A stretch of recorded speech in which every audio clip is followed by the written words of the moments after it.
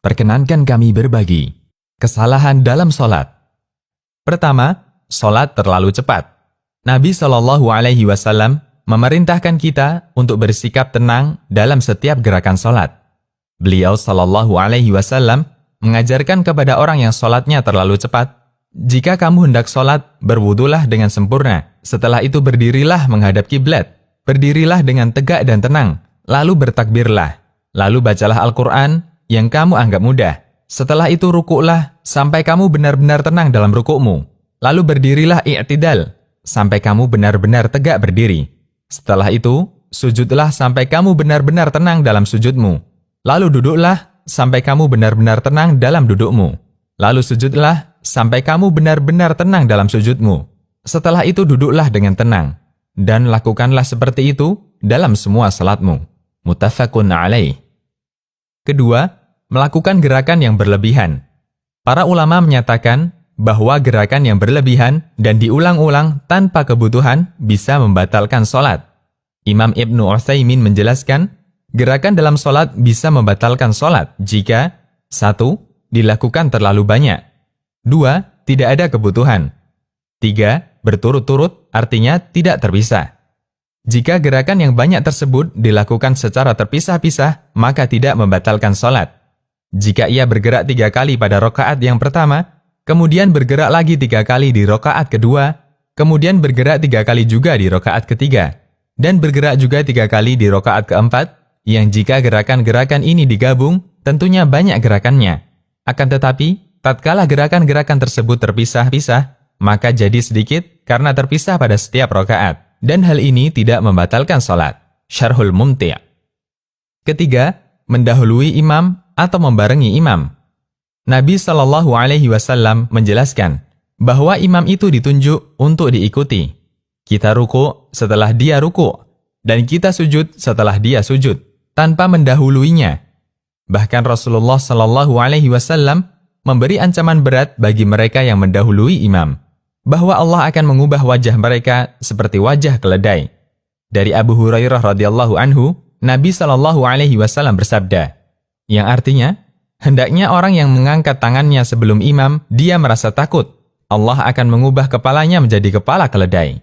Hadis riwayat Muslim, Ahmad, dan yang lainnya. Ada 4 jenis gerakan makmum terhadap imam. 1. Mendahului imam, hukumnya terlarang dan dosa besar. 2. Membarengi imam, hukumnya juga terlarang.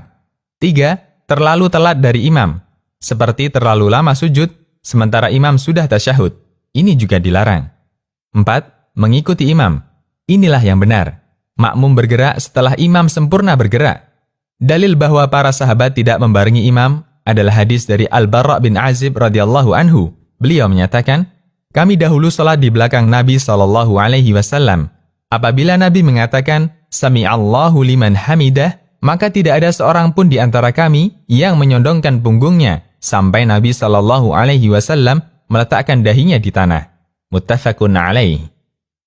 Keempat, melakukan sujud yang salah. Seperti tidak meletakkan 7 anggota sujud di alas, termasuk hidung. Nabi SAW memerintahkan kita untuk meletakkan 7 bagian badan ke tanah saat sujud. Dahi, hidung, 2 tangan, 2 lutut, 2 kaki. Namun ada sebagian masyarakat yang mengangkat kaki saat sujud dan berakibat menjadikan salahnya sujud. Dari Ibnu Abbas radhiyallahu anhu, bahwa Nabi SAW bersabda, yang artinya, aku diperintahkan untuk bersujud dengan bertumpu pada 7 anggota badan, dahi, dan beliau berisyarat dengan menyentuh tangan ke hidung beliau, 2 telapak tangan, 2 lutut, dan ujung-ujung 2 kaki. Hadis riwayat Bukhari dan Muslim.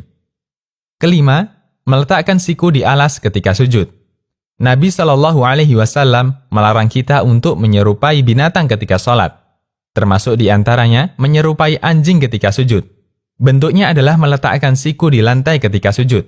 Rasulullah SAW mengingatkan hal ini melalui sabdanya, yang artinya, lakukanlah sujud dengan sempurna, dan jangan membentangkan sikunya sebagaimana anjing yang sedang duduk.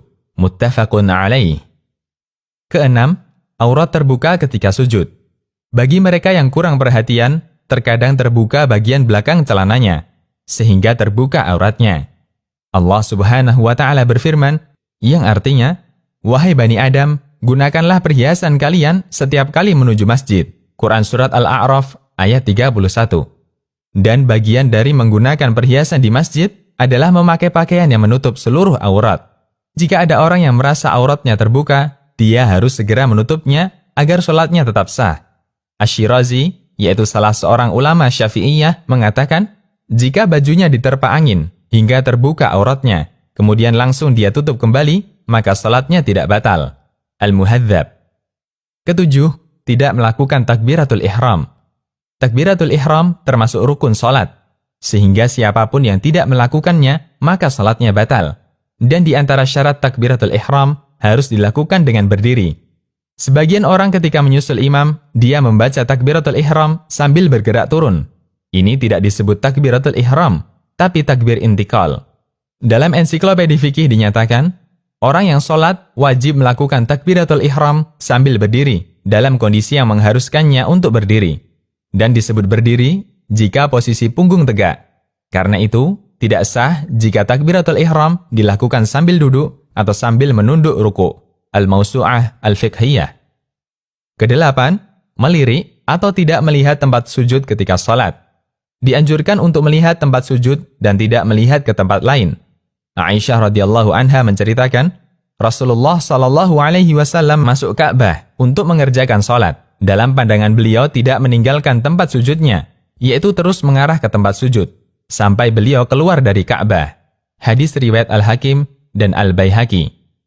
Semoga Allah Subhanahu wa Ta'ala menjadikan kita untuk selalu semangat dalam menyempurnakan sholat.